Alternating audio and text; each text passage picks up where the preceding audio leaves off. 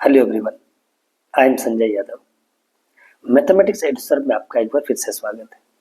JW mains 2025 permutation and combination का एक another सवाल आपके स्क्रीन पर है। चलिए हम लोग इस सवाल को डिस्कस करते हैं। बहुत ही अच्छा सवाल है। इसमें हम लोग एक नए कॉन्सेप्ट को सीखेंगे। इस नए कॉन्सेप्ट को मैं मेथड नंबर 2 में डिस्कस करूंगा। सबसे पहले हम लोग मेथड नंबर 1 देखते हैं, जिसको हम लोग मैनुअली इसको हम लोग काउंट कर सकते हैं। मेथड 2 भी आप जरूर देखिए, सो दैट कि ये आपको पता चले कि अगर ये कुछ यहाँ पे 5 और 6 दे रखा है एन की जगह, अगर एन की जगह कोई बड़ा नंबर दे दिया जाए तो मैनुअली काउंटिंग में हमें प्रॉब्लम आ सकती है। तो फॉर्मूला अगर हमारे पास रहेगा तो आसानी से हम काम को कर सकते हैं। तो चलिए हम लोग आगे बढ़ते हैं। इसमें कहता है कि for n greater than equal to 2 S n denote the set of all subset of 1 2 3 and so on n with no two consecutive numbers। S n denote करता है इसके सेट ऑफ ऑल सबसेट को, और उस subset में कोई भी दो नंबर्स कॉन्जिक्यूटिव नहीं है। फॉर एग्जांपल उसमें 1 2 4, अगर एस सिक्स की बात करेगा तो 1 2 4 एक्स सिक्स का सबसेट नहीं होगा। मतलब 1 2 4 जैसा कोई सबसेट वो कंसिडर नहीं करेगा। क्यों? क्योंकि 1 और 2 उसका क्या हो गया, कॉन्जिक्यूटिव हो गया। ठीक है, तो बोल रहा है कि S5 में नंबर ऑफ एलिमेंट कितने होंगे, मतलब S5 में कितने नंबर ऑफ सबसेट होंगे। नहीं, 1 2 3 4 5 के। तो S5 जो होगा, मेथड नंबर फर्स्ट हम लोग बात करेंगे इसके। S5 क्या है? S5 है टोटल नंबर ऑफ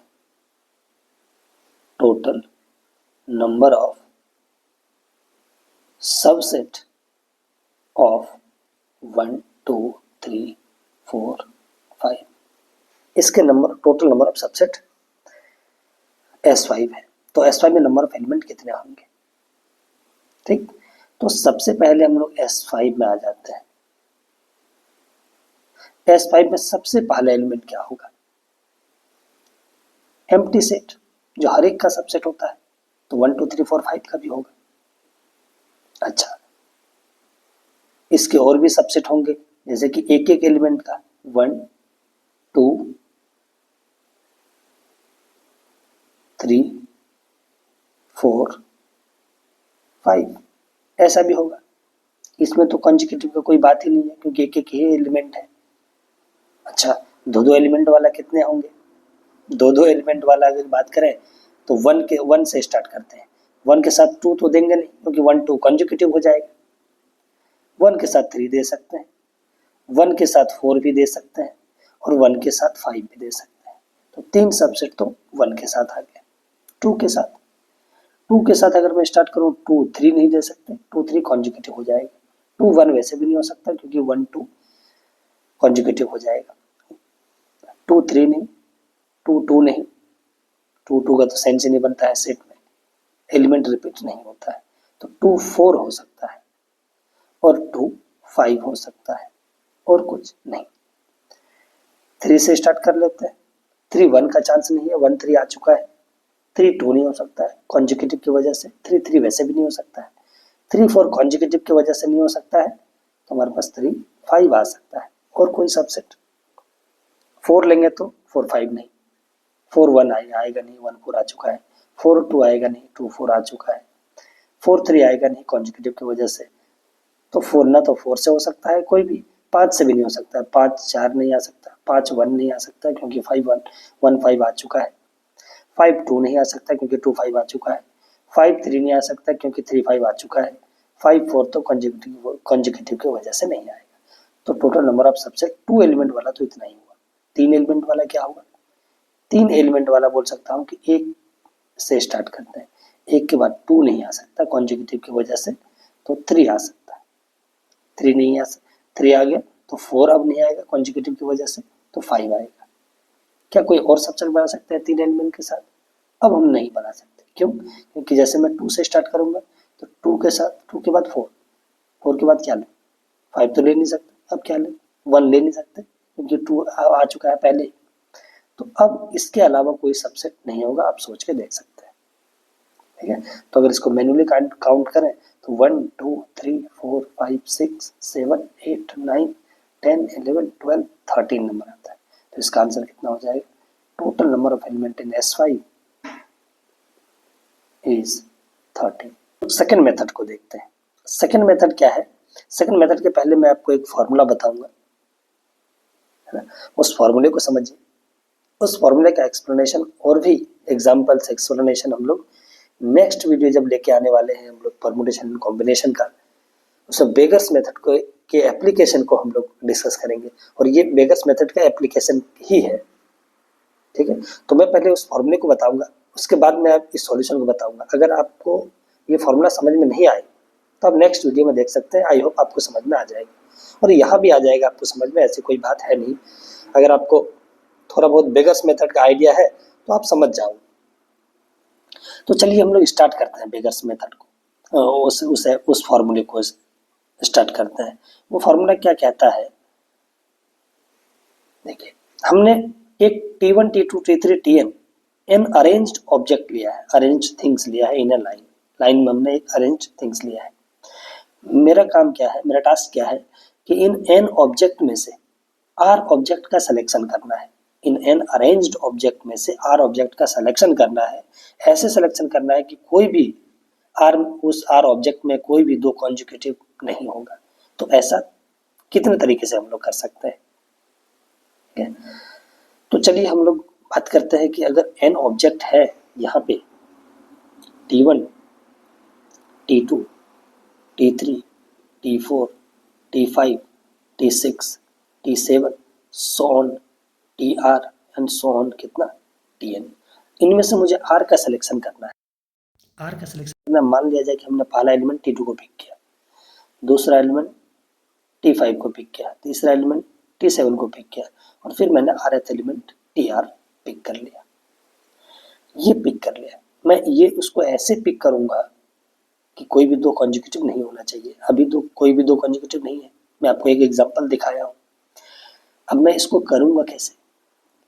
मैं करूंगा ऐसे कि मैंने फर्स्ट एलिमेंट यहाँ पे पिक किया है, पहला एलिमेंट पिक किया है, उसके पहले जितने एलिमेंट होंगे, जितने नंबर ऑफ एलिमेंट होंगे, उसको नंबर ऑफ वेरिएबल x1 से डिनोट करिए, और दूसरे एलिमेंट के बीच में जितने भी एलिमेंट रह गए होंगे उसको हमने x2 से डिनोट किया है। दूसरा पिकिंग एलिमेंट और तीसरा पिकिंग एलिमेंट के बीच में जितने भी एलिमेंट रहेंगे उन n ऑब्जेक्ट में, उसको मैं x3 से डिनोट करूंगा, एंड सो ऑन। xr के पहले पहले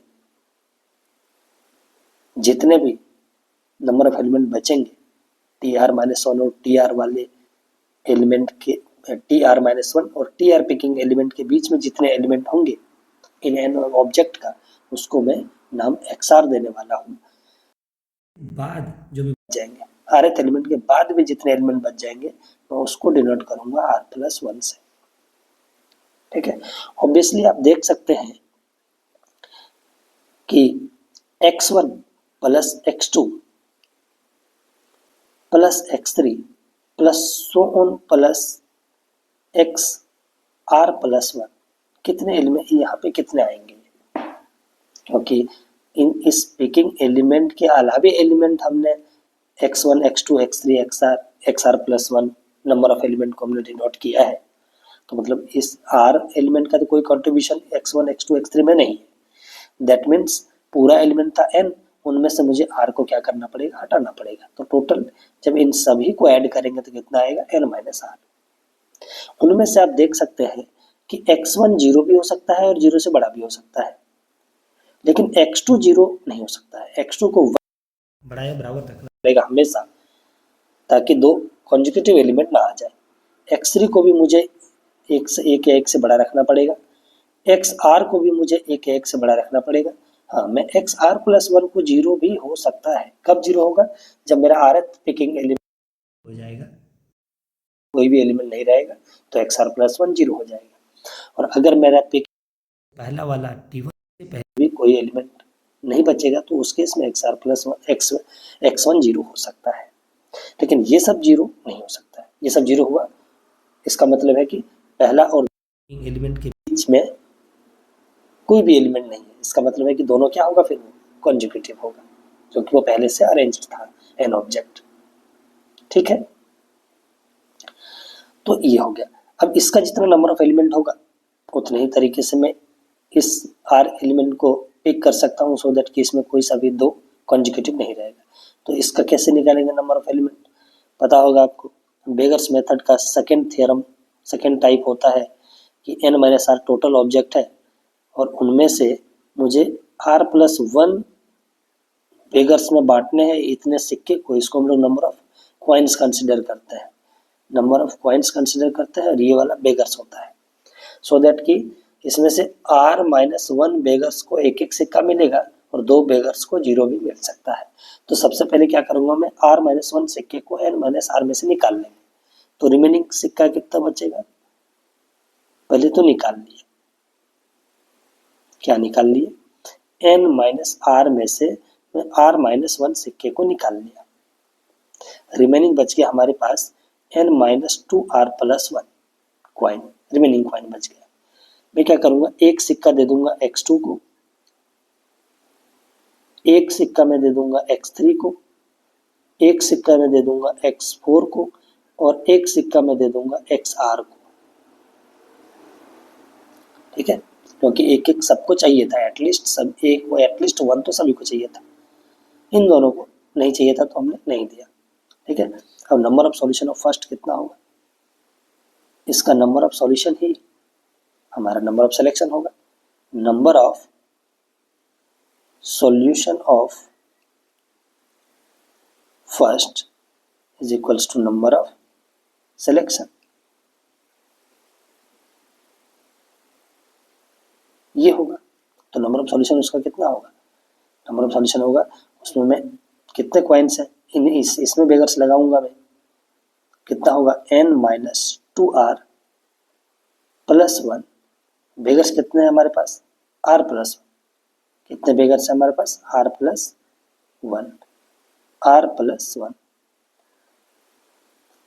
तो n+r-1 cr-1 यही तो होता है फॉर्मूला बेगर्स का, है ना।